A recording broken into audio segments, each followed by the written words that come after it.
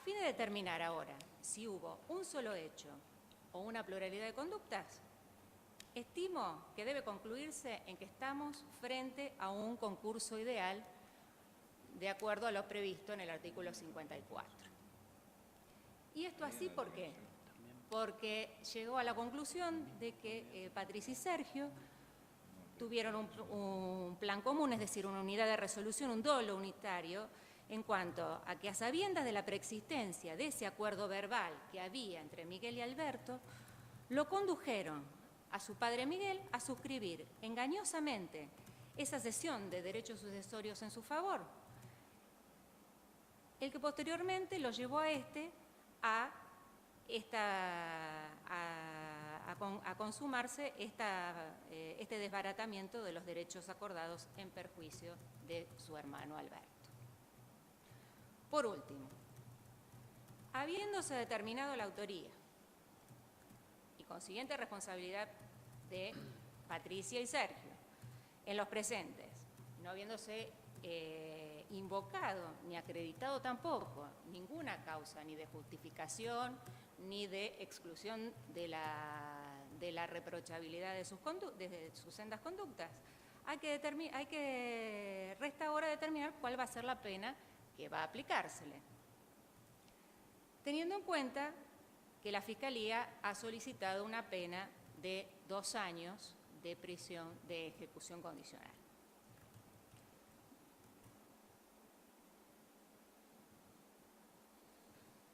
Teniendo en cuenta, en primer lugar, ese monto punitivo que ha sido seleccionado, del cual el juez no puede exorbitarse, y teniendo en consideración que la pena no puede ser ni extremadamente excesiva ni extremadamente benévola, sino justa, debiendo tener en cuenta como base el ilícito culpable, la personalidad del autor y como correctivo de ello también la peligrosidad, atendiendo a cuáles son los marcos penales que están en juego en estos tipos. Dijimos que estábamos hablando de un concurso ideal, es decir, de una pena que va de 1 mes a 6 años de prisión, teniendo en cuenta, y esto determinando la gravedad del injusto, las circunstancias agravantes y atenuantes de los artículos 40 y 41, cuál ha sido en el caso concreto el bien jurídico lesionado, que es la propiedad, teniendo en cuenta como circunstancias agravantes los vínculos personales, fundamentalmente los vínculos personales que estaban uniendo al autor con las víctimas, y atenuante la naturaleza de la acción, las circunstancias de tiempo, modo y lugar en la cual se desplegó la conducta, la falta de peligrosidad revelada, que todo esto lleva a considerar como justa la pena solicitada por el representante del Ministerio Público Fiscal de 2 años de prisión de ejecución condicional, atento precisamente la inconveniencia de que esta pena sea de cumplimiento efectivo, precisamente por la naturaleza del hecho, la personalidad de los autores, la actitud posterior al delito y los motivos que en definitiva los llevaron a delinquir. Y por ende, condenar a Patricia y a Sergio como coautores penalmente responsables de los delitos de defraudación por suscripción engañosa de documento y desbaratamiento de derechos acordados en concurso ideal a la pena de 2 años de prisión de ejecución condicional con más las costas del proceso, invocándose para ello los artículos 173, inciso 3, 173, inciso 11, 45, 54, 26 y 29, inciso 3, todos del Código Penal.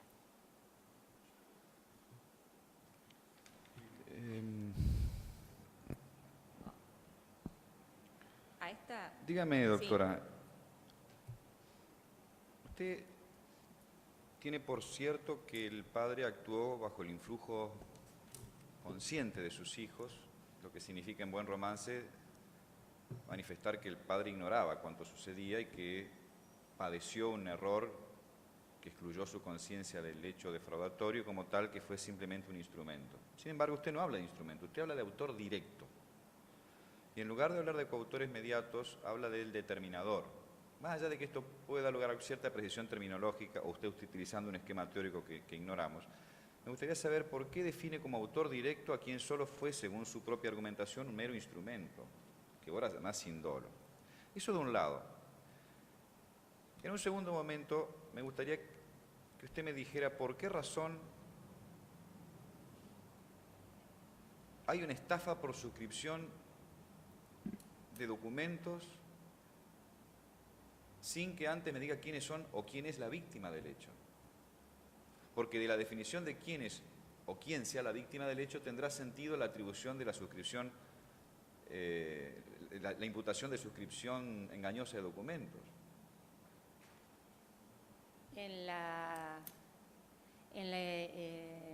Respecto del primer hecho, o sea, de la suscripción engañosa de documento, entiendo de que la víctima, o sea, el sujeto pasivo ha sido el padre. Sí, pero usted por otra... Entonces, a ver, usted condena a los hermanos, ya no solamente por la defraudación que sufriera el tío, sino por la defraudación que padeciera el padre. Así debemos entenderlo. Son dos víctimas, el padre y el tío de los autores. En definitiva, tenemos dos víctimas. Tenemos por un lado, o sea, como que son dos actos... Es un hecho que afecta a dos víctimas, tiene dos sujetos pasivos. Por un lado, el patrimonio de uno y el patrimonio de otro. El patrimonio de Miguel, creo que se llama, ¿verdad? El patrimonio de Miguel, sí. Y el patrimonio del hermano de Miguel, Alberto. Son dos víctimas entonces. ¿Y usted no advierte ningún impedimento sustancial para poder condenar a los hijos con relación al patrimonio de uno de ellos? Sustancial, ¿eh? Un obstáculo de orden sustancial material que impediría la condena de los hijos con relación a una de las víctimas.